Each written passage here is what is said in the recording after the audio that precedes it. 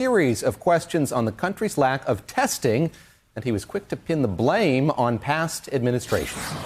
Dr. Fauci said earlier this week that the lag in testing was, in fact, a failing. Do you take responsibility for that? Yeah, no, I don't take responsibility at all because we were given a set of circumstances and we were given rules, regulations, and specifications from a different time. That was the quote. I don't take responsibility at all. So what does this lack of accountability say about President Trump's approach to arguably the biggest test of his presidency thus far? Joining me to discuss is former Deputy National Security Advisor to President Obama and MSNBC contributor Ben Rhodes. He has a new piece in The Atlantic titled How Trump Designed His White House to Fail. Ben, there was that exchange yesterday. There was another one that took place about an office within the White House on the national security staff that was done away with by this administration, focused on pandemic response, the president claiming not to know about that extraordinarily. Your reaction to both of those exchanges from that press conference yesterday, the president sort of washing his hands of recent history? Well, look, David, first of all, what he said about testing is just completely false. It's been fact-checked. It's not the case that this in any way should have hampered their response. I think importantly, what Obama did leave Trump is a global health infrastructure that we had set up informed by the lessons of the Ebola outbreak. And what we did is set up in the White House, in the National Security Council, a directorate, an office that was responsible for managing pandemics, managing global health threats. That was shut down 2 years ago by President Trump. And when you don't have an office like that, you don't have dedicated people inside the White House who are ensuring that information is acted upon. When you see an outbreak in a place like Wuhan, China, you want people in the White House who are thinking about what needs to be done right away so that you don't get behind the curve, which is what happened in this White House. Ben, you talk about what it was like when the Ebola crisis was growing in 2014, and I wonder if you could take us in the room. I think what's most interesting about that is you were in the room but sort of being pushed to the side. President Obama was relying on experts and expertise in that situation. He was sort of pushing those who didn't have it to the side as he tried to wrestle with what was happening there. But there must have been an overwhelming anxiety, the likes of which we assume is in the White House today. How did the president deal with it? How is a president supposed to deal with that concern about a steepening curve, the likes of which we've seen in both these crises? Yeah, I walked through a couple of elements here that are really important for people to understand about how a White House works.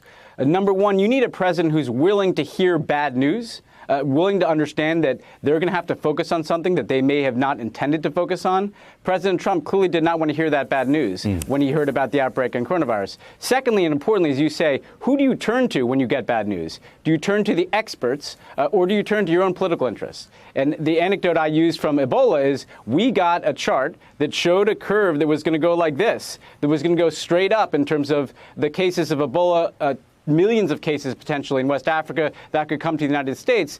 And what President Obama did is he sidelined those of us who were not experts, brought in people like Tony Fauci and others within the government who had real expertise on how to deal with this, and designed a very unique response where we deployed thousands of U.S. troops to Africa to help set up medical infrastructure to contain the outbreak before it could get to the United States. President Trump, instead of turning to experts, again, seems to turn to his Twitter feed and try to do just enough to get himself through the news cycle while not preparing the nation for what is necessary here. And now we see a kind of unique situation in a crisis where state and local officials are kind of taking the lead here because the White House won't do it. You write of how a president can be soothed by a constant stream of praise. He occupies the highest office in the land, perhaps the highest office in the world, and you have folks heaping praise on you, telling you you're doing the right thing. How did President Obama react to that, to having to live in an environment in which that's what you're facing with every interaction you have? Well, you have to anticipate, first of all, you have to price in that a lot of people who are talking to you want something from you. They're telling you nice things because you're the president. But President Obama lived in a world in which he had to anticipate what is the worst case scenario here. If I see some Ebola cases breaking out in Africa, what is the worst case scenario for the United States? And then act on it. And when I hear President Trump, you know, I actually think he probably believes that he's doing a great job. He's got people around him who are clearly constantly telling him he's doing a great job, and then he's surprised when he's criticized. But the reality is, if you only have people around you who tell you how great a job you're doing, you're not going to do a great job. President Obama wanted people who would tell him the truth. He wanted experts who would give him the science, the data.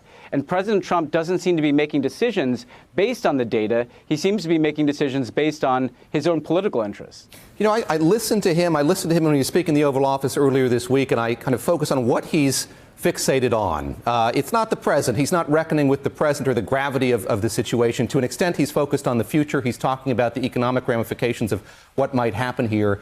Then he has this kind of weird sense of the past as well, and we've been talking about the Ebola crisis, but he constantly brings up what happened with swine flu, with H1N1. And I wonder how you and your colleagues from the past administration react to that, the degree to which you, many years out from this administration now, keep bearing the brunt of his criticism, that he keeps pulling on these strands now from many years ago, speciously often, to try to make his case. Well, David, it's absolutely frustrating, obviously, for a couple reasons. First of all, I wish he did actually look at the Ebola example or the H1N1 example. In H1N1, very quickly, we had 1 million tests done. He's just lying about it. We had very quickly, within a matter of weeks, 1 million tests performed. We had a vaccine within a matter of months, and we averted a much worse scenario in there. And there are lessons to be drawn from that. Just like with Ebola, we set up this infrastructure that he then dismantled. But instead of looking to your predecessors for lessons about what might work, all he's doing at any given time is trying to deflect criticism, usually by lying about something that happened under Obama. Here's what worries me about this, David, though. What I see online, what I see in social media, what I see even on certain right-wing media, is an effort not to get people information about what they need to know, but an effort to do a kind of whataboutism. Well, Obama had some problems, too, with H1N1.